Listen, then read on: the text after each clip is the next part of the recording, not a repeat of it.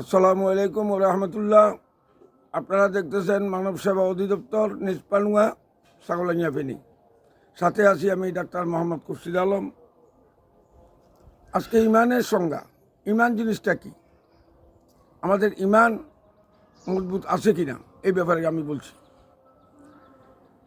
ইমান যেমন কলমাতে দেখেন বিসমিল্লাহির রহমানির রহিম, আমানতু বিল্লাহি ওয়া মালাইকাতিহি ওয়া কুতুবিহি ওয়া রাসূলিহি ওয়াল ইয়াউমিল আখির ওয়াল কদরি খাইরিহি শাররিহি মিনাল্লাহি তাআলা ওয়াল বাসি বাদাল মাউত। আমরা কলমাতে বললাম আল্লাহর উপরে ঈমান এনেছি, আল্লাহকে বিশ্বাস করছি, রসুলের উপরে ঈমান এনেছি, মৃত্যুর পরে আবার উঠবো, পুনরুত্থান হবে, এটার উপরে ঈমান আনতে হবে, কিতাব সমূহের উপরে ঈমান আনতে হবে এবং তাকদীরের উপরে ঈমান আনতে হবে। তো মুখে বললাম কলমাটা, অন্তরে কিন্তু আমরা পালন করতেছি না, তাহলে ঈমান কীভাবে হল? ঈমান আসে কীভাবে বলবো?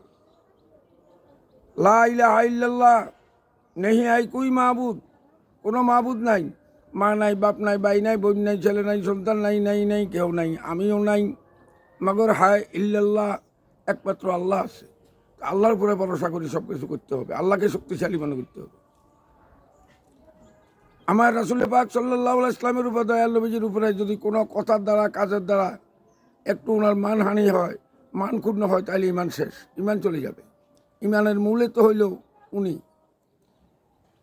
ইমানের মূল ওনার। শুধু লা ইলাহা ইল্লাল্লাহ কোটি বছর যদি বলি কলমা হবে, ইমান হবে, সাথে মুহাম্মদুর রাসূলুল্লাহ বলতে হবে। তাই ইমানের মূল আমার দয়াল নবীজি, ওনার উপরে আমরা ইমান নিচ্ছি। ইমান আনি আবার ওনাকে ব্যঙ্গ করলে, ওনাকে কথাবার্তা, ওনার মান সম্মান ক্ষুণ্ণ হইলে, তাহলে ইমানটা কি থাকবে? ভরসা করলাম লা ইলাহা ইল্লাল্লাহ মুহাম্মাদুর রাসূলুল্লাহ, লা ইলাহা ইল্লাল্লাহ নাই, কোনো কেউ নাই, কেউ নাই, তাহলে আবার দেখা যায় অনেকে ঝগড়া ফসাদ, কথা কাটাকাটিগুলো বাইরের লোক আনি, সন্ত্রাসী আনি, বিভিন্ন লোক আনি। আপনার সাথে আমার ঝগড়া হইলো, আপনি আমার জন্য বাইরের লোক নিয়ে আসলেন, তাইলে আপনি তো আল্লাহর উপরে ইমান থাকলো না।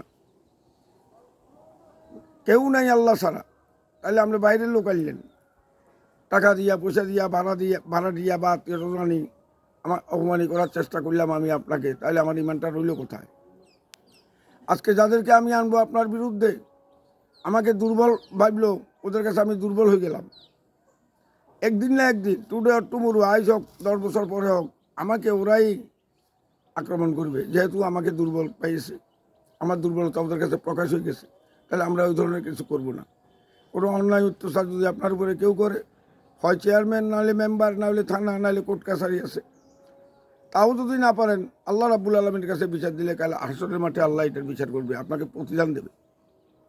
ইন্না লিল্লাহি ওয়া ইন্না ইলাইহি রাজিউন। ইয়া আল্লাহ, আমি তোমার কাজে রাজি আছি। আল্লাহুম্মা আজিরনি ফি মুসিবাতি ওয়াকলুফলি খাইরাম মিনহা। ইয়া আল্লাহ, আমি যে বিপদে আছি এর উত্তম প্রতিদান তোমার কাছে চাই।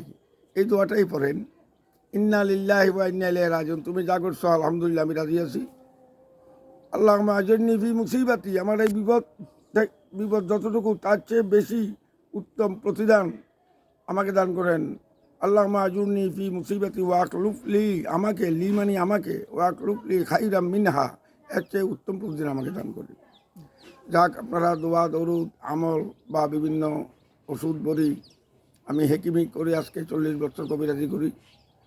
অনেক লোক আসতেছে, সেবা করতেছি, মানব সেবা।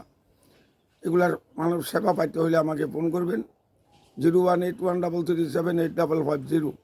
আসসালামু আলাইকুম রহমতুল্লাহ।